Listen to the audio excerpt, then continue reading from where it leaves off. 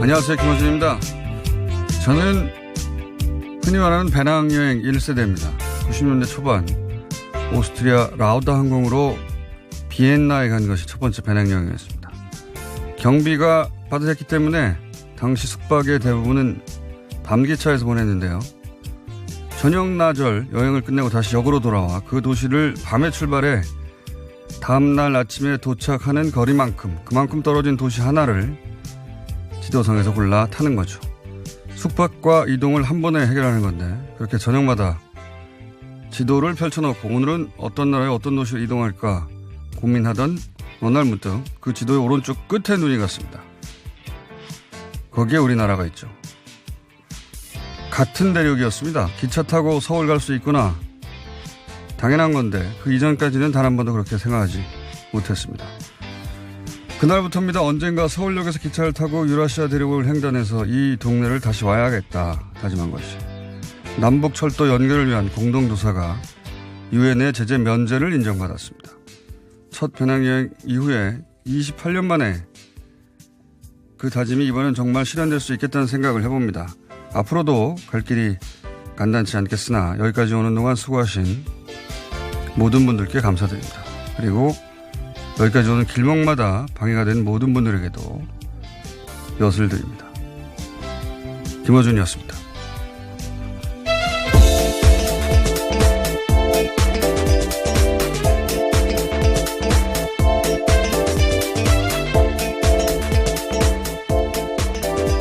시사인의 김은지입니다. 네.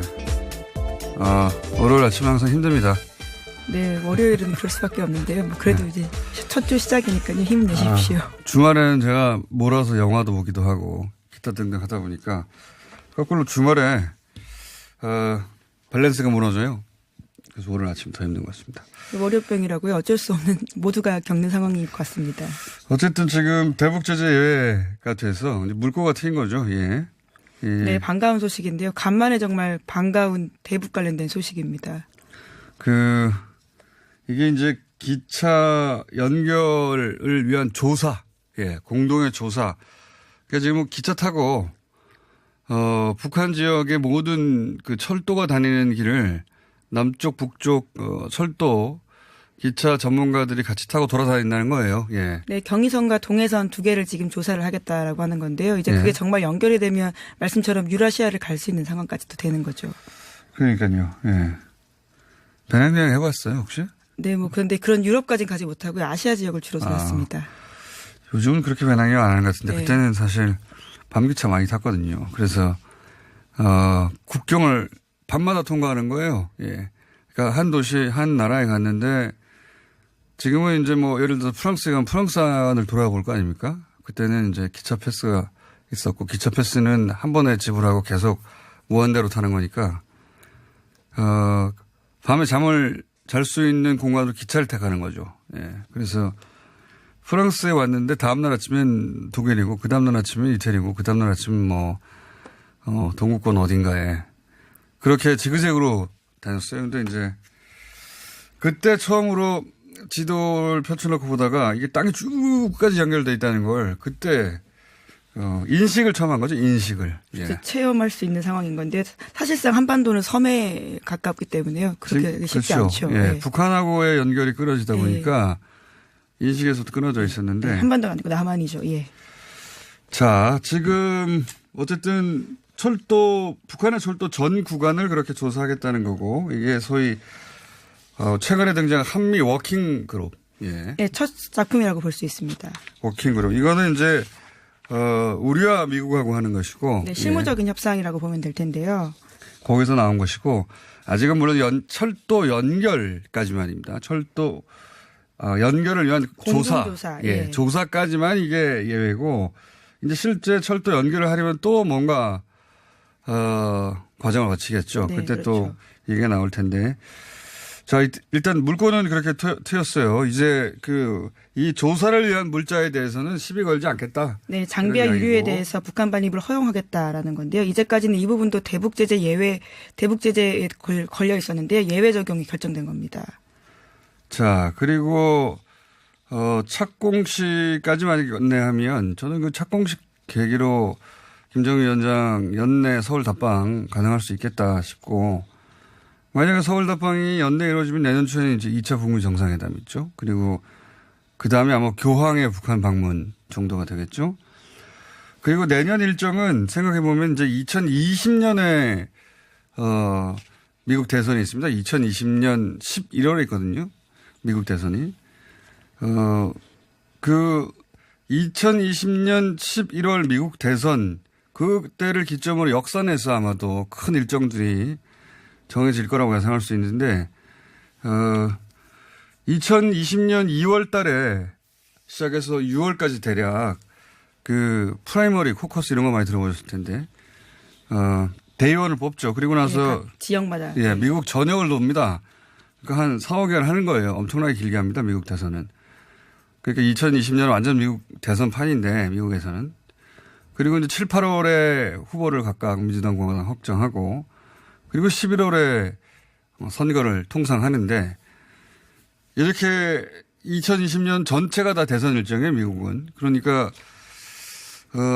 중요한 때를 따져보면 2020년 2월 그리고 대선 후보 확정되는 8월 그리고 선거 직전인 10월 뭐 이렇게 되겠죠. 예. 그 기점을 중심으로 해서 역산해서 중요한 일정들, 최후의 일정들이 그때 정해지지 않겠나.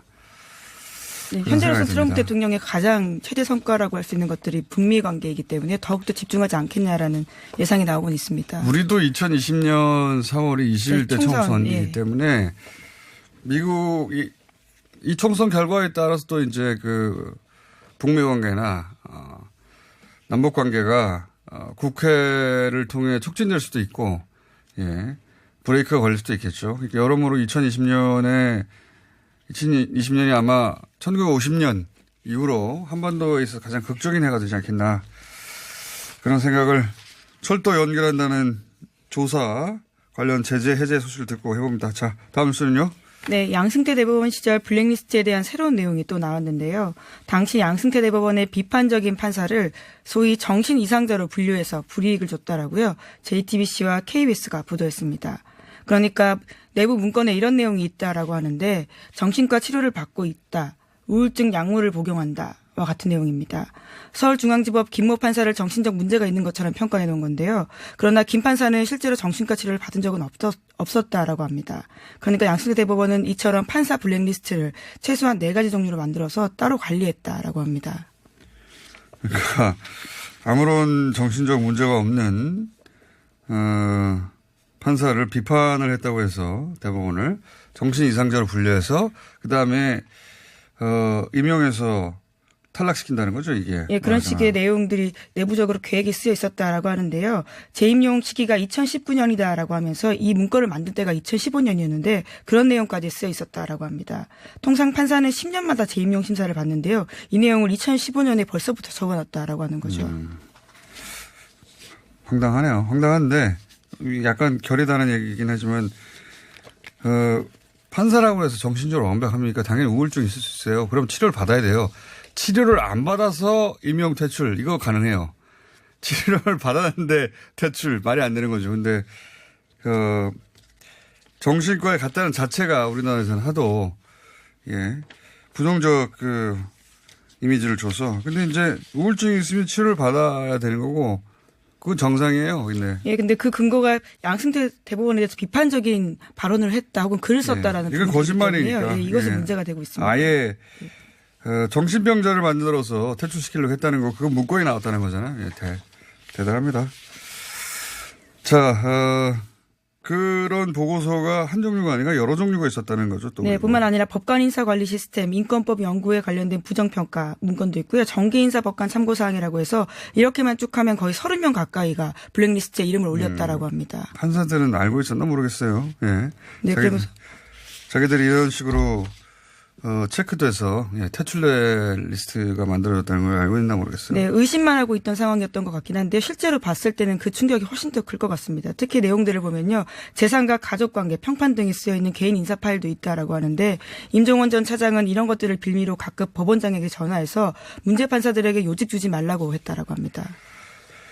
자, 처음 이 양승태 사법부 블랙리스트 관련 이야기가 처음 나왔을 때만 하더라도 조선일보 같은 데서도 뭐 블랙리스트 없다. 네, 아예 예. 문건에 블랙리스트라는 명칭 자체가 없기 때문에 없다라는 네. 주장이었죠. 그때도 그런 의심을 사는 문건들이 꽤 있었거든요. 네, 그런 얘기들 뭐 한참 나왔는데 지금은 뭐 있냐 없냐의 문제가 아니라 도대체 어디까지 누구까지 이 사안에 대해 법적 책임을 질 것인가 명백히 그런 사안이 된 것 같습니다. 자, 다음 뉴스는요. 네, 지난주 토요일 KT 서울 아현지사 건물에서 불이 났습니다. 이 일로 통신 케이블이 타서 서울 서북부 지역은 주말 내내 통신 대란을 겪었는데요. 완전히 복구되는 데까지는 일주일이 더 든다라고 합니다. 불이 왜 났을까요? 사실 이런 통신시설은 보안이 상당한 편인데 아직 뭐 화재 원인은 오리무중이라고 하는데 저는 모든 사고가 그렇긴 합니다만 원인이 궁금하거든요, 우선. 예. 네, 그래서 오늘 오전에 국립과학수사연구원이 경찰과 함께 감식을 하겠다라고 하는데 아직까지 정확한 원인이 나오지 않았습니다. 알겠습니다. KT 쓰시는 분들 뭐 보상한다고 하니까 체크해 보시고요. 자, 다음 뉴스는요. 네, 2014년 경찰청이 역술인의 국정 전망과 박근혜 전 대통령의 운세까지 청와대에 보고했다고 오늘 아침 한겨레 신문이 보도했습니다. 네, 정말 벌써 웃음이 나오는 수밖에 없는 상황인데요. 이 뉴스 정말 웃깁니다. 네, 이거. 저도 오늘 아침 신문 보고 깜짝 놀랐었는데 경찰청이 2014년 9월 1일에 작성한 국정 전망 보고라는 문건이라고 합니다. 여기에 이런 내용이 쓰여 있는데요. 2014년 가보년은 청마의 해로 큰 나무에 불이 붙는 격이어서 구분이 매우 좋거나 나쁠 수 있는 극단적인 운세다라고 쓰여 있는데요. 특히 음력 3월에는 백호살, 그러니까 불의의 재난까지 들어서 물과 불로 인한 사고가 잦았다. 대지의 기운을 타고난 VIP, 그러니까 박근혜 당시 대통령의 좋은 사주로 피해를 줄일 수 있었으며 10월 이후에는 구분이 나아질 것으로 전망한다라고 쓰였었다고 합니다. 아니, 저는 이렇게 생각해요. 그러니까 경찰이 국정 전망을 할 필요도 없지만 국정 전망을 하더라도 경찰 관점에서 하면 되는 건데 이게 이제 역술인들, 유명하다는 역술인들한테 쭉 듣고 경찰이 보고서를 작성해서 청와대에 보냈다는 거 아닙니까? 네, 청와대. 심지어 4월 16일에 발생했던 세월호 참사를 국군 105살에 들었던 탓으로 돌린 내용이기도 한데요. 정말 황당하게 그지없고 이런 문건들을 진지하게 정부 고위 관계자들이 봤다는 사실 자체가 기무사도 이걸 입수해서 봤다는 거 아닙니까, 같이. 예, 경찰이 이런 내용들을 보고했다는 사실들 때문에 기무사가 또 이것들을 몰래 빼돌려서 봤다라는 건데요. 저는 이건 이렇게 생각이 듭니다. 경찰청이 예를 들어서 뭐 10년, 20년 전부터 그 역술인들의 국정 전망을 모아서 보고했을 리가 있습니까? 이거 했다가는 무슨 소리 들으려고 경찰이요. 이건 시킨 거예요, 하라고. 누가 시켰겠어요? 이거는 최순실 혹은 대통령 시킨 겁니다. 궁금한 거예요. 그렇지 않고서야 경찰이 뜬금없이 왜 그 내용의 형식도 너무 웃기지 않습니까? 그 역술인들이 하는 용어들을 그대로 네, 써가지고 109살까지 들었다. 예, 109살이 들어가지고 사고가 나는데 10월 이후에는 대통령의 좋은 사주 때문에 구군이 나아질 것이다. 이게 무슨 경찰 보고서예요? 이건 시킨 겁니다. 예, 심지어 이런 내용도 있는데요. VIP께서 작년부터 삼재에 드신 만큼 위해 건강 및 측근 비리 등에 더욱 유의할 것으로 당부한다. 삼재에 드신 만큼. 네, 정말 국정 보고서 이런 내용이 있었다라고 하는데요. 이걸 진지하게 본 거 아닙니까? 경찰이 작성해가지고. 이건 저는 최순실 혹은 대통령 라인에서 본인들이 보려고 직접 시킨 거예요. 그리고 이런 거에 근거해서 나라를 운영했다는 거고요. 그게 드러난 거죠. 이거 인정하지 않겠지만. 네, 당시에 풍문으로 들었다면 절대 인정하지 않을 이야기들이었을 텐데요. 그렇죠. 실제로 문건이 나온 겁니다. 생각해 보세요. 대통령이 그 경찰로부터 역술 보고를 받고 있다. 이게 나왔다면 무슨 유언비어라고 난리가 났겠죠. 예, 그 당시도 그런 소문에 대해서는 굉장히 단호하게 대처한 바가 있는데요. 자, 이게 사실이었다는 겁니다. 예, 자, 한숨만 나오는. 다음 뉴스는요. 예, 금융당국의 삼성바이오로직스 고위분식 회계 결정이 이재용 삼성전자 부회장의 승계 가도에 커다란 걸림돌이 될 것이라고 오늘 아침 한겨레 신문이 보도했습니다. 상세하게 해설 기사를 썼는데요. 이 부회장의 경영권 승계에 결정적 역할을 한 2015년 삼성물산 제일모직 합병으로 의혹이 옮겨가고 있어서입니다. 삼성 내부에서도 이번 사건을 박근혜 최순실 국정농단 사태 이후로 가장 큰 위기로 인식하는 분위기라고 합니다. 자, 이건 좀만 거슬러서 짚어보면 사실은 이 한겨레 지적이 딱 맞는 건데 61억을 6조라고 하는 이유가 뭐냐면 이제 이 모든 설명에는 항상 아빠가 등장합니다. 네, 예. 이건희 회장인데요. 아빠가 아들한테 회사를 물려주고 싶은데 세금을 안 내고 싶어서였거든요. 최초 96년이든가요? 예, 95년에 61억 원을 95년. 증여했습니다. 예, 61억 원을 아빠가 아들한테 줍니다. 그러나서 그 61억으로 당신은 비상장이었던 S1하고 삼성 엔지니어링을 주식을 사죠. 그렇죠. 예. 그걸 사서 그게 사자마자 좀 있다가 이 두 회사가 상장을 합니다. 상장을 해서 61억이었는데 이게 600억이 됩니다. 그러면서 16억을 증여세로 내는데 이게 유일한 세금이에요. 관련 직접 세금. 이재용 부회장이 냈던. 부회장이 상속을 받아서 냈던 유일한 세금이고 나머지는 이런 식으로 비상장 회사의 주식을 사서 이재용 부회장이 산 이후에 상장을 해버린다든가 혹은 에버랜드 주식을 또 삽니다. 600억대로. 일단 한번 뻥튀기를 했죠. 그다음에 에버랜드를 헐값에 사는데 헐값에 샀다는 게 이제 다른 주주들은 다 살 권리가 있는데 이렇게 싼 가격에 나왔는데 이걸 안 사요. 오로지 이재용 부회장이 삽니다. 예, 다 몰아주는 거죠. 그래서 에버랜드의 최대 주주가 되고 이걸로 다시 또 삼성생명 주식을 7,000원에 삽니다. 이게 70만 원 할 때예요. 예, 장외에 70만 원 한다고 할 때인데 그걸 7,000원에 사죠. 예, 유독 이재용 부회장만 그렇습니다.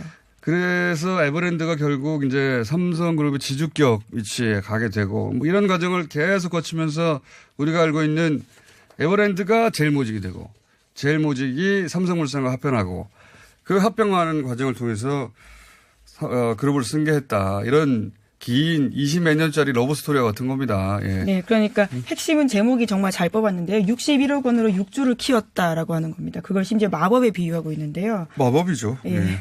예. 마법이고. 그리고 이 마지막 한 수가 소위 이번에 삼바 사건이라고 할 수 있는데 이것에서 그렇죠. 발목을 잡혔다라고 볼 수 있는 겁니다. 근데 이제 삼바 사건을 삼성바이오로직스 단순히 거기에 국한해서 이 사안을 해석하려고 금융당국들이 노력하겠죠. 예. 자, 전체 사건은 이렇고 아버지가 아들한테 예, 사실 승계 과정이다라고 할 수 그렇죠. 있는 건데요. 승계 그냥 계속 얘기하지만 본인이 세금 내고 했으면 아무 문제 없어요. 어떻게든 세금을 안 내고 이 과정을 거치면서 여러 가지 불법을 20몇 년 동안 저질렀던 것이고 마지막에 삼성바이오가 딱 걸린 겁니다. 자, 오늘은 여기까지 하겠습니다. 네, 시사인의 김은지였습니다. 감사합니다.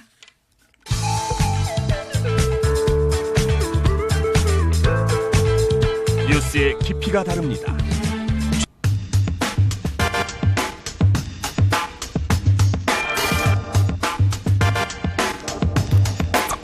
방종호 TV조선 대표이사 전무가 사퇴하도록 만든 사건이죠. 예. 10살 아이의 폭언 운전기사를 상대로 한 이 사건을 처음 보도한 MBC 장혜수 기자 모셨습니다. 안녕하십니까. 네, MBC 인권사회팀 장희수 기자입니다. 반갑습니다. 예. 직접 제보를 받으신 거죠? 네, 그렇습니다. 그 기사분이 왜 하고 많은 뉴스공장도 있는데 MBC를 딱 골라서 제보를 했을까요? 지금 이유가 MBC랑 조선일보랑 사이가 안 좋잖아요. 사회는 최근에 PD 수첩 장재현 사건 보도 그렇죠. 더안 때문에 좋죠. 지금 예. 소송 중이잖아요. 그걸 사회는 안 좋은 걸로 안 좋았었는데. 잘 섭섭합니다. 모르세요. 뉴스공장 이런 걸 잘 모르세요. 이분이 60에 가까이 되신 분이다 보니까 예, 아무래도 그냥 MBC, KBS 분들도 뉴스공장 많이 됐습니다. 이분은 좀 잘 모르시는 것 같아요. 예. 안타깝네요. 예. 자, 어쨌든 뉴스공장 나간다고 했는데 그게 뭐냐고 물으시죠. 딱 찍어서 MBC를 선택해서 제보를 하셨어요. 그리고 네. 저도 이제 내용을 들어봤고 예, 내용이 이제 못 들으신 분들은 굳이 찾아서 들을 필요 없습니다. 근데 들으신 분들은 아시겠지만 깜짝 놀라게 됩니다. 누구나. 예. 네, 어떻게 그렇죠. 이럴 수가 있을까.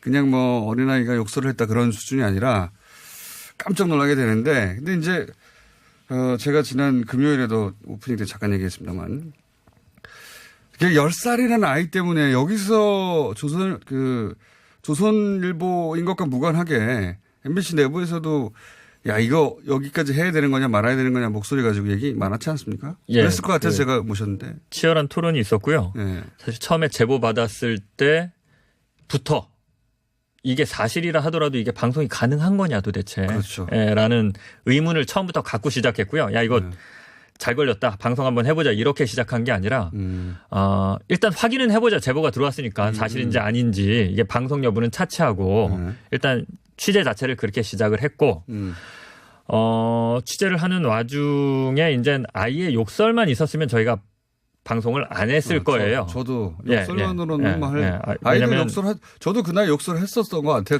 되돌아보면. 물론 욕설의 뭐 문제가 이제 아닌 것 같고. 예, 수준이 좀 심하긴 한데 근데 이제 이 사건을 다루는 그 부모들의 방식. 방종호 이주연 씨가 이 사건을 다루는 방식. 그리고 MBC 취재가 들어갔을 때 거기에 대응하는 방식.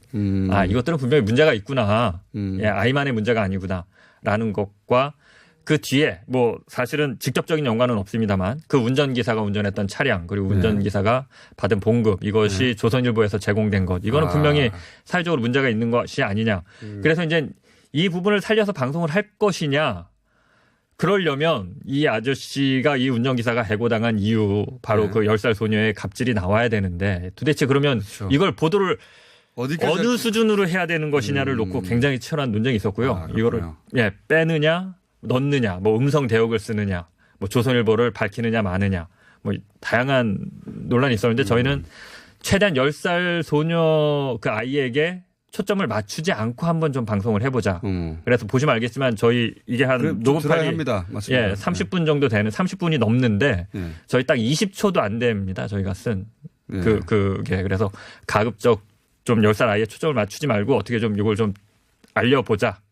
이렇게 해서 그렇게 방송을 하게 됐습니다. 알겠습니다. 제가 그 질문을 드린 이유가 뭐냐면 이제 그 분명히 이제 공적 문제고 사회적으로 지탄받아야 될 내용인데 여기에 꼭 10살 아이의 목소리가 들어왔어야 될까? 혹은 그럼 11살은 괜찮아? 혹은 9살은 안 돼부터 시작해서 그런 고민이 한 번쯤 있어야 될 것 같고 그 고민을 먼저 하셨을 것 같아가지고 그런 얘기가 있었어요. 그래서 이게 제 선배 기자는 중학생만 됐어도 내가 별 고민 없이 방송하자고 했을 텐데 이렇게 말하는 기자도 있었고요. 그리고 선배 기자는 고등학생만 됐었어도 그러니까요. 내가 이거를 그냥 방송하자고 했을 텐데 고민이다라고 그러니까요. 하는 기자도 있었고 또 어떤 기자들은 이게 10살이니까 기사가 되는 거지. 거꾸로. 거꾸로. 이게 어린 나이에부터 이런 부모의 의식이 책임이다. 어린 그렇죠. 나이에서부터 이런 의식이 시작된다. 그리고 이걸 부모가 방치하거나 바로잡으려고 노력하지 않는다. 이게 문제이기 때문에 어린 나이니까 오히려 더 기사가 된다라고 하는 기자도 있었고요. 근데 참 그렇죠. 어려운 문제입니다. 어려운 어떤 게 문제죠. 맞는지는. 저는 그래서 그런 어떤 윤리적 선을 어디서 그어야 되느냐 고민을 먼저 하셨을 것 같아서 한번 들어보고 싶었던 거고 문제가 되죠. 자, 그런데 결국 그 핵심은 뭐 배임했다는 거 아닙니까? 또 하나, 그렇죠. 이쪽에서는 배임을 한 것이고 그리고 그 운전기사가 굉장히 부당한 일을 많이 겪었는데 그 중에 제가 보다가 제일 이해가 안 됐던 것은 그 돈을 먼저 써라 알아서. 이거 진짜 돈 많은 사람들이 이거 진짜 이해가 안 됐어요. 그러니까 이분이 처음에 이거를 당신이 당한 갑질을 다 얘기해달라고 했을 때 이거를 계속 얘기하시는 거예요. 이렇게 돈을 내가 먼저 보내고 나중에 주는데 난 이게 이것 때문에 고통스럽다고 하는데 제가 이해를 못했어요. 처음에는 귀찮을 수는 있으나 이게 왜 고통이 되고 갑질이 되냐. 그렇죠. 계좌이체 신분한 거 아니냐. 뭐 이렇게 처음에 읽혔는데 그게 아니었어. 이분이 얘기하는 게 이게 그래서 나중에 이제 그 목록을 쭉 봤어요. 계좌 이체한 목록을 봤더니 일단 건수가 많고요. 그리고 액수가 간간히 큰 것들이 있어요. 근데 이분이 워낙 좀 서민이고 그 생활이 넉넉치 않다 보니까. 서민이 아니어도 그렇죠. 아니 왜 자기들 돈을 이런 거거든요. 회사에서 선집행하고 뭐 이럴 때 있잖아요. 그거예요. 그러니까 이 운전기사분인데 그거 30만 원 미리 보내주세요 해놓고 자기 돈으로 거죠. 자기 돈으로 줘야 되는 거 아닙니까? 그렇죠. 자기 돈으로 붙이고 나중에 받는 건데 이분은 그 몇만 원이 정말 없는 거예요. 그러니까요. 그리고 그게 이분은 또 자기가 돈 관리를 안 하고 와이프가 있으니까 와이프한테 전화를 해요.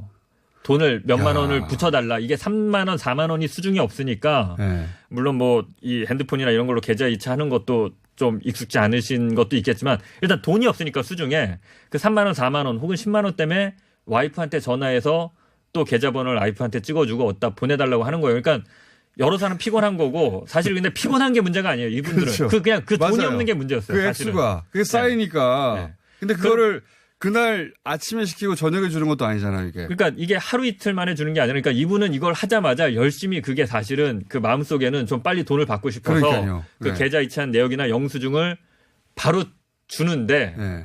이 사람들은 모아놨다가 한 번에 계산해서 정산한다는 예, 거죠. 열흘이나 보름 후에 주는 거예요. 그러니까 2, 30만 원 그냥 뭐 3, 40만 원이 물리는 거죠. 예. 그래서 퇴직할 때도 한 20몇만 원을 그 마지막 월급에 더 받으셨어요. 그렇게 정산하셔서. 아, 이게 기본적으로 어떻게 생활하고 있는지, 뭘 어려워하는지 기본적으로 전혀 파악하려고 그쵸. 예, 하지 예, 않았고 예. 그냥 왜 회사에서 먼저 선집행하고 나중에 결제해 준다 이 개념처럼 10만 원 거기 보내, 뭐 5만 원 거기 보내. 네. 그럼 이분은 자기 돈으로 그걸 보내는 왜 그래야 됩니까? 그분이 자기 돈으로. 돈을 미리 줘놓고 그럼 시키든가. 이게 저도 이거 열받았어요. 이거 듣고 나서. 아, 그러신가요? 저는 처음에 듣고 이게 사실 잘 이해를 못했습니다. 저도. 예.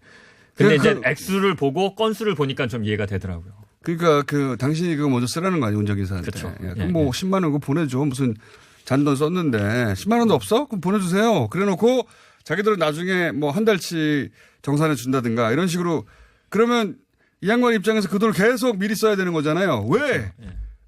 월급을 받기 전에 자기 돈부터 일단 나가는 거죠. 일하면서. 야, 저는 이건 정말 스트레스 받게 하는 일이었겠다. 하여튼 그쵸, 예. 이런 성격의 일들인 겁니다. 근데 그러다가 이제 이런 일을 겪게 된 것이고 그 내용 이외에도 뭐 좀 더 있겠지 공개되지 않은 물론 이런 건 대부분 다 공개하지 않잖아요. 그쵸. 예. 뭐 여기서 얘기하기 어려운 뭐 갑질이라고 해야 되는지는 모르겠는데 아무튼 이분이 거기서 보고 이렇게 한 것들이 많이 있는데 예. 아, 조선일보가 딱히 MBC를 시비 걸지 않고 재빨리 수습하려고 했던 이유가 그런 건가 보죠? 일단 그렇죠. 그런 게 있죠. 일단 이 운전기사가 뭘 녹음했고 뭘 가지고 나왔는지를 모르잖아요. 일단 그게 하나 있고요. 보시면 알겠지만 이 녹음 파일, 지금 미디어 오늘이 공개한 것도 거의 세 발의 피 수준이거든요. 전체 녹음 파일은 30분인데 30분이 거의 다 그런 내용이에요. 폭언의 내용이에요. 그러니까 이게 뭐 계속 이슈가 끌어서 이게 점점 더 공개되는 것도 원치 않을 테고 또 하나 네, 배임 횡령 문제죠. 예. 이거는 뭐 본인들도 인정했다시피 배임 횡령이 맞죠. 뭐 저희 용어로 딱 걸린 거거든요. 뭐 어쩔 수가 없는 겁니다. 이게 만약에 수사가 시작되면 과연 그것만 있을까? 거기 오너일가만 해도 방종호만 있는 게 아니라 형 방준호, 그다음에 아버지 방상훈 이런 집들의 운전기사는 많이 다를까? 예, 운전기사만 있냐? 가정부 가사도우미도 있거든요. 뭐 등등 해서 뭐 대한항공 수사도 결국 그렇게 간 거잖아요. 갑질이 아니라 이제 다른 쪽으로. 그러니까 아마 그런 것들을 생각하지 않나 싶습니다. 예. 이게 초반에는 MBC가 보도하고 나서 포털에서 검색이 안 됐다면서요? 예, 뭐 검색도 안 되고요. 기사는 올라가 있는데. 기사는 올라가 있는데, 그러니까 제 기사인데 제가 찾는 게 어려웠어요. 제 기사인데. 그러니까 제가 하다못해 장인수 기자 이렇게 치니까 검색이 되더라고요. 조선일보로 쳐도 검색이 안 되고, 방종으로 쳐도 검색이 안 되고, TV조선으로 쳐도 검색이 안 되고, 디지털 조선일보라고 치니까 검색이 되고, 제 지인 한 명은. 디지털은 안 되고 틀로 해야 되고요. 디지털은 안 됩니다. 제 친구 한 명도 짜증이 나서 검색하다가 검색이 안 된다고. 조선일보로 어떻게 검색이 안 되죠? 이 기사. 조선일보로 검색하면 안 떴어요. 예. 미디어 오늘이 기사 쓰기 전까지는. 검색어를 누가 막았다는 얘기인데요, 이건. 그러니까 되게 신기하더라고요. 저는 뭐 그런 거에 별 관심이 없었는데, 이거 보고, 야, 네이버 다음 얘네 진짜. 그런 일 있습니다. 이제 관심을 갖게 됐습니다. 관심 좀 가지세요. 관심을 갖게 됐습니다. 본인이 겪으니까 아시겠죠. 관심을 가지세요. 있어요. 자, 포털에 검색도 안 됐고, 그래서 결국 미디어 오늘이 그 일부를 공개하는 데까지 갔거든요. 예. 그것도 굉장히 순화된 내용이었던 것이고. 그렇죠. 이게 앞뒤 맥락을 들어보면, 이게 어떻게 말로 설명해 드릴 수가 없는데 이 아이가 굉장히 논리적이고 머리가 좋아요. 그래서 어떻게 해야 좀 사람을 괴롭힐 수 있을지 아는데 그 앞뒤 내용을 들어보면 사실은 더 잔인한 얘기거든요. 맞습니다. 굉장히 잔인한. 저도 이제 텍스트로는 봤는데 굉장히 잔인하더라고요. 음성으로 들으면 더 하고요. 그럴 것 같아요. 예. 여기 처음에 취재 들어갔을 때 그 부모의 첫 반응은 뭐였습니까? 그러니까 이주연 씨랑 이제 맞닥뜨린 게 처음인데 이주연 씨가 다 정리했다. 정리됐다? 네, 다 정리했고 뭐 별거 더 없다. 예.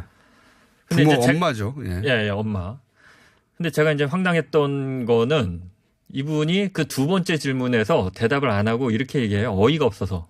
어이가 없어서. 예, 예. 이게 이제 그 영화 뭐죠? 베테랑인가요? 뭐 거기 유아인 딱 그 대사잖아요. 상황도 비슷하잖아요. 거기 트럭 운전기사가 돈도 못 받고 해고 단 다음에 억울해서 이제 본사 찾아가서 항의하는데 불러서 어이가 없다는 말의 뜻을 아냐 이러면서 얘기하는 거잖아요. 근데 딱 진짜 그런 반응이었어요. 그 불쾌감, 당혹감 뭐 이런 걸 갖고 나한테 와서 지금 강의를 하고 지금 MBC가 와서 카메라를 들이대고 이게 말이 돼? 뭐 이런 반응.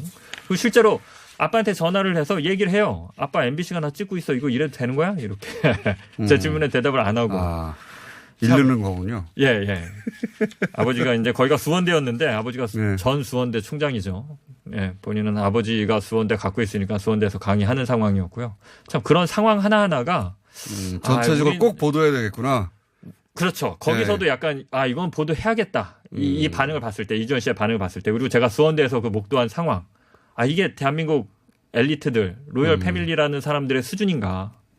예, 라는 부분들. 전반적으로 그런 메시지를 이 사건에 담고 싶었던 거군요. 말하자면. 예. 제가 이제 시간이 될지 모르는데 이 얘기는 꼭 하고 싶은데요. 시간이 없으니까 짧게 해주세요. 짧게 하겠습니다. 하고 싶은 이야기를. 이게 들어왔을 때 기자들이 이제 갑질의 끝판왕이다. 이렇게 얘기를 했었는데 저는 사실 이게 갑질이라는 표현으로는 다 표현이 안 되고 계급질이라고 생각합니다. 계급질. 예. 왜냐하면 남양유업은 요거 표현 와닿습니다. 이거 잠깐만요. 장인수 기자님이 처음 쓰신 표현입니까? 잠깐 들어보세요. 남양유업과 비교해 보면 앞으로 인용해 쓰려고 거기는 그러는데. 이게 본사 영업사원이 대리점 사장한테 욕하는 거잖아요. 그러니까 네. 영업사원과 대리점 사장이라는 관계에서 나오는 그 계약 관계, 갑을 관계에서 나오는 겁니다. 그래서 갑질이라고 하는 거죠. 그래서 갑질이라고 하는 건데 이거는 그게 아니에요. 이 여자아이가 이 기사한테 막 할 수 있는 그 근본적인 우월적 지위가 태생에서 나오는 겁니다. 태생에서. 그리고 이 을이 당할 수밖에 없는 게 어떤 계약 관계라기보다는 당장 먹고 살 길이 없다라는 그 가난에서 나오는 겁니다. 가난한 집에서 태어났고 40년 동안 그 부잣집에 운전기사를 하면서 열심히 일했지만 결국 극복하지 못한 그 가난. 예. 이 양쪽의 태생에서 나오는 거거든요. 그러니까 이거는 갑을하고는 좀 다른 겁니다. 그리고 또 하나 말씀드리고 싶은 게 남양유업 같은 경우는 영업사원이 갑질을 하는 이유가 목적의식이 있습니다. 판매 목표를 달성해야 돈을 한다. 많이 벌려고 하는 거죠. 예, 판매 목표를 달성하기 위해서 하는 겁니다. 네. 근데 여기서 나오는 이 폭언은 그런 게 아니에요. 사람을 괴롭히려고 하는 거예요. 그냥 순수합니다.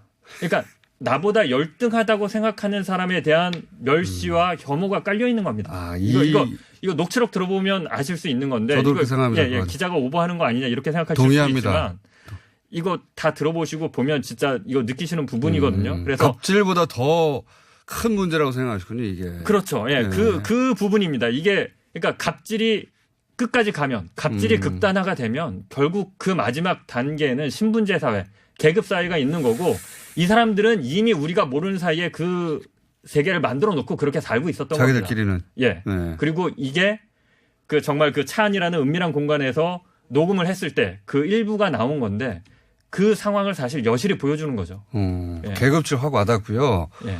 요 표현 이렇게 제가 왜 여쭤보냐면 제가 계급질 앞으로 검색어 한번 올려주시죠. 계급질 본인이 만드신 겁니까?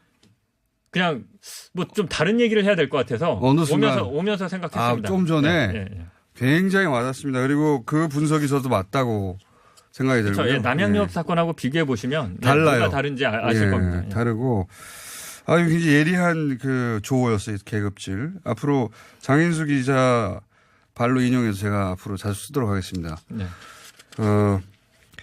이런 얘기를 듣고 싶어서 모셨는데 하나만 더 얘기해 주세요. 안 됩니다. 이제 시간이 없어요. 네, 알겠습니다. 이것도 좋은 얘기인데. 알겠습니다. 한 번 더 나오시는 걸로 하고. 그건 힘들 것 같습니다. 그래요?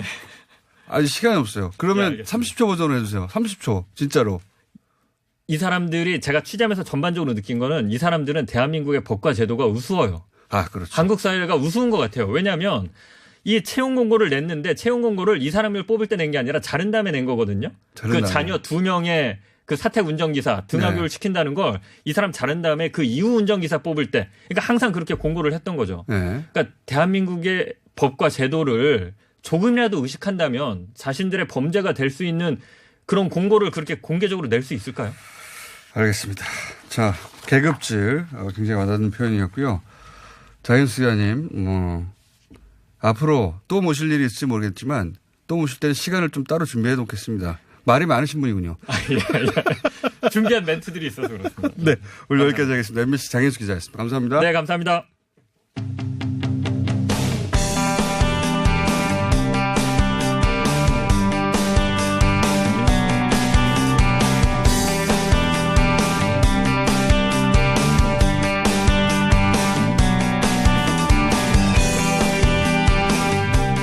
원래 이 시간이 더 긴 시간이었고 앞 시간이 짧은 시간이었는데 역전됐습니다. 네. 정치 박시영 뮤직코리아 부대표 배종찬 리서치 앤 리서치 본부장 나오셨습니다. 안녕하십니까? 반갑습니다. 예. 시간 얼마 없어요. 빨리 하죠. 네. 핵심만. 바로 뭐 끝내도 될 것 같은데. 핵심만. 지지율에 대한 전망 어떻습니까? 대통령 지지율 전반적으로. 집권 2년차 역대 대통령 최고치가 46%였습니다. 네. 김대중 대통령이었는데 집권 2년차 3, 4분기를 말하는 건데 네. 되게 3, 4분기 때 많이 빠집니다. 빠지는데 지금 대통령 지지도 50% 초반대이기 때문에 네. 역대 대통령 치고는 높지만 지표 대비 체감도가 좋지는 않다. 그 얘기는 결국 지지층의 지지 강도가 좀 떨어져 있다. 이렇게 그렇죠. 보여집니다. 네. 지지율을 이야기할 때 지난 10월 초부터 완만한 하락세거든요. 네. 근데 이걸 마치 뭐 급락했다. 네. 또는 하락세가 본격적으로 접어들었다. 이런 표현은 좀 지나친 분석으로 보여지고 완만한 하락세인 것만큼은 분명해 보입니다. 네. 그리고 이게 이영자 이야기도 나오는데 항상 좀 이렇게 빠질 때는 약한 고리가 먼저 빠지기 마련입니다. 20대하고 영남 자영업자 이렇게 이영자라는 네. 신조를 만들었고 네. 이게 또 올라갈 때 거꾸로 여기서 올라가면 그럼 뭐 어떡합니까? 그렇죠. 이게 예를 들면 이제 평화 이슈가 또 연말 연초에 또 본격화되면 올라갈 가능성도 있는데 평화를 이제는 전쟁 공포 해방보다는 새로운 시장, 새로운 기회 이렇게 보는 것 같아요. 그래서 내 삶을 바꿀 어떤 평화 이렇게 만약에 사람들의 머릿속에 경제협력이 본격화되면 또다시 반등할 가능성도 있어 보입니다. 그러니까 북한과의 관계 개선이 주는 임팩트가 과거보다는 좀 줄게 돼 있죠. 네. 줄게 돼 있는데 그러니까 판문점에서 한 번 더 만난다고 해서 첫 번째 판문점과 같은 효과는 안 나올 텐데 근데 이제 서울에 온다고 하면 또 달라지긴 하겠습니다. 그럴 수 있는 것이 남북관계 영향이 이 대통령의 지지율이 하락할 때도 남북관계가 좋아지는 어떤 이슈가 발생하면 지지율이 5에서 한 10%포인트 또 변화가 발생을 하더라고요. 네. 그리고 그 영향은 적어도 한 분기 정도. 네. 그러니까 한 3개월 정도는 지속되는 모습을 보여주고 있기 때문에 연말 연초가 대통령 지지율 대체적으로 좀 흔들리는 시점이기도 그렇죠. 합니다. 네. 연말에 기분 좋아하는 사람 별로 없습니다. 그렇죠. 내년 계획대로 안 되거든요, 대부분. 네. 네. 자, 그런데 이제 그 부대표님 말씀은 그게 이제 한반도 문제가 평화 이슈가 결국 경제적으로 우리를 네. 잘 먹게 잘 살 수 있게 해주는 이슈다라고 넘어가면 이제 이게 오를 지속될 수 수 있죠. 있고. 예. 예. 그 내년이 이제 성과 그렇지 않으면 창출의, 잠깐. 성과 창출의 시기니까 청와대 입장에서는 선택과 집중 얼마나 잘하냐 이 문제도 상당히 중요해 보입니다. 내년 임기 3년차가 문재인 대통령 임기 중에서 가장 중요할 겁니다. 네. 그렇겠죠. 남북 관계에서 네. 어떤 변화가 어떤 있는지. 대통령의 3년차가 안 중요합니까? 네. 아니 근데 또 하나는 뭐냐면 올해 상당히 곤란했던 폭염이 또 예상되고 있거든요. 여름이요? 그런 민생 경제, 민생 이슈와 관련된 부분을 어떻게 다루어 주는지가 상당히 또 중요한 것이고요. 알겠습니다. 대통령 지지율 연말에 좀 고생하겠는데 김정은 위원장의 답방이나 2차 북미 회담이나 이게 있고 그리고 나서 이게 경제적 혜택으로 이어질 수 있다 연결되면 그 지지율이 유지될 것이고 아니면 또다시 비슷한 곡선으로 네. 하락하겠죠. 예. 네. 정당 지지율은 대통령 지지율과 연동되게 넘어가죠. 시간이 없어서. 한마디만 한마디만? 드리면요. 예. 갤럽 조사를 보면 호감도 각 정당의 호감도와 비호감도를 절대평가를 했는데 자유한국당의 호감도가 15% 비호감도가 75%로 나왔습니다. 이거 진짜 심각하게 받아들여야 되는데. 호감도에 비해서 비호감도가 5배 높다는 건데 지난 8월 조사하고 대동소이했습니다. 이 얘기는 무슨 얘기냐면 그들만의 세상에 갇혀 있다는 거죠. 장벽을 깨부수고 나와야 하는데 국민의 곁으로 오지 못하고 있습니다. 그래서 결국 지금 김병준 비대위 체제가 실패했다 이렇게 보는 이유도 여기 있다고 할 수 사실 뭐 있습니다. 김명준 비대위원장이 몇 달 만에 어떻게 이걸 바꾸겠어요. 예. 그러니까 지금은 정당 지지율이 다른 요인보다도 사람 요인이 가장 큰 것 같아요. 그러니까 어떤 사람이 그 당의 전면에 나서 있느냐. 얼굴로. 네. 그래서 뭐 자유한국당도 비호감이 상당히 높은 것은 이미 이전부터 계속되어 왔다면 지금은 또 더불어민주당도 약간의 위기입니다. 뭐 관련된 그렇죠. 인물들, 맞습니다. 차기 대권 후보로 거론되는 네. 인물들이 상당히 또 위기의 또 겨울, 또 위기의 겨울을 맞이하고 있거든요. 네. 알겠습니다. 그 얘기 하셨으니까 지금 여야의 차기 구도 잠깐 짚어볼까요? 일단 여권에서는 사실 지난 대선 끝마치면서 여권에 차기가 넘쳐난다는 얘기를 했었는데 지금은 정반대로 여권의 차기들이 다들 흠집이 많죠. 네, 다들 흠집이 나고 다들 사건과 연루되고 엮여 있고 그래서 안희정 지사, 이재명 지사 이어서 이제 다음 수는 박원순이다 얘기가 나오고 있고요. 사실 이 사이에 김경수 도지사도 잠재 군인데 이 드루킹이 연루되어 있다고 드루킹 관련으로 지금 재판까지 받고 있죠. 그러니까 깔끔하게 남아있는 주자가 이낙연 전 총리는 사실 전 총리가 아니 좀 나중에 전 총리가 되겠지만 이낙연 총리는 이 군이 아니었는데 갑자기 부상한 이게 효과가 이런 영향이 있겠죠, 그죠? 그러니까 지금 흔히 말하는 뭐 총총 대결 뭐 이런 얘기도 하던데 총리 전혀 네네. 황교안 제가 개발한 건데 총총. 근데 이제 이게 잘 들여다 보면 좀 보수 네티즌들이 부추기는 효과도 좀 있는 것 그렇죠. 같고요. 그 확실히 부추기고 있습니다. 저는 여권의 차기 구도를 2002년 경선 모델에 좀 더 가까울 거다. 2012년이나 17년은 일방적 독주였거든요. 문재인이라는 그렇죠. 후보의 독주가 몇 년 전부터 예상이 됐죠. 대개는. 그러나 2002년에는 노무현이라는 새로운 스타가 나타났는데 역전이 벌어진 거죠. 이렇듯 그 여당 쪽 경선 구도로 보면 후발주자들의 움직임을 유심히 볼 필요가 있다. 여기서 후발주자를 하면 누구를 노코멘트 하겠습니다. 그 부분에 대해서는. 지금 얘기한 안희정, 이재명, 박원순, 김경수 혹은 뭐 이낙연 총리까지 이 군에 들지 않은 또 다른 사람이 나타날 수 있다? 제가 코멘트를 하고 싶은데요. 지금은 자기 대선 후보로 거론될 수 있는 사람이 덩치질을 할 수가 없다. 네, 오늘 뭐 만들어내야 되는 거잖아요. 계급질이 있었으니까 덩치질을 할 수 없는 거예요. 아니, 대통령 지지율이 지금 높은데 어떻게 자기가 나는 후보다 이런 이야기를 못 하는 것이거든요.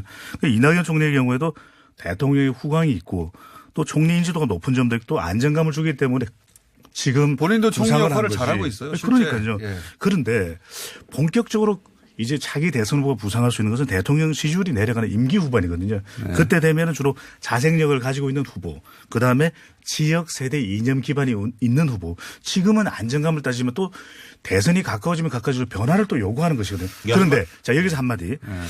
그렇다면은 지방선거에서 당선된 단체장들도 주목할 일이지만 2020년 총선이 있거든요.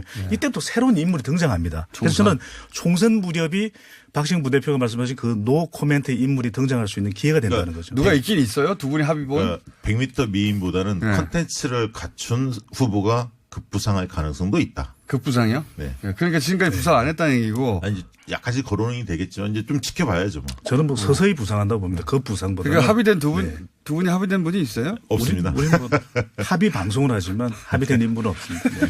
어쨌든 전혀 새로운 인물 혹은 뭐 새롭진 않더라도 거기까지는 안 가겠지 하는 인물이 부상할 수 있다? 그럴 수도 있다고. 역대 대선을 보면 그랬던 경우도 있으니까요. 저는 완전한 새로운 인물이기보다는 그동안 주목받지 못했던 인물이 본격 주목받는 크게 주목받지 못했던. 네. 그렇죠. 크게. 네. 그러니까 생각해보면 지난 대선도 김무성 전 대표가 한동안 1위였어요. 그럼요. 한 3년 전까지는 1위였죠. 거의. 계속 1위였다가 지금은 이제 사라지셨는데. 지금은 후보들이 덩치질을 할 때가 아니다. 네. 자명 중이기 때문에. 자명입니다. 네. 지금 수치 가지고 이야기할 게 아니다. 네. 야권은요. 황교안 총리는 총리. 우한 백조를 꿈꾸는 것 같은데 백조. 이미 때가 묻었다. 그러니까 이미 때가 묻었는데 안 문드리려고 자꾸 이렇게 하는데 오히려 지금은 정치력을 쌓을 때인데 좀 다자 대결이기 때문에 그걸 염두에 두는 것 같아요. 그러니까 그 양자 대결에서 과반을 얻기는 때는 밀면 되죠. 때는 밀면 되죠. 네. 때가 많이 쌓여서 때밀이 많습니다. 네. 자, 그러면 홍준표 대표는요?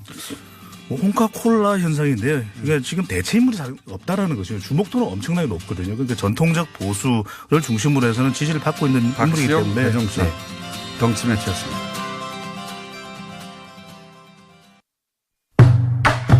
나라 살림이 어려워 고난을 겪는 서민들의 안정된 금융 생활을 지원하기 위해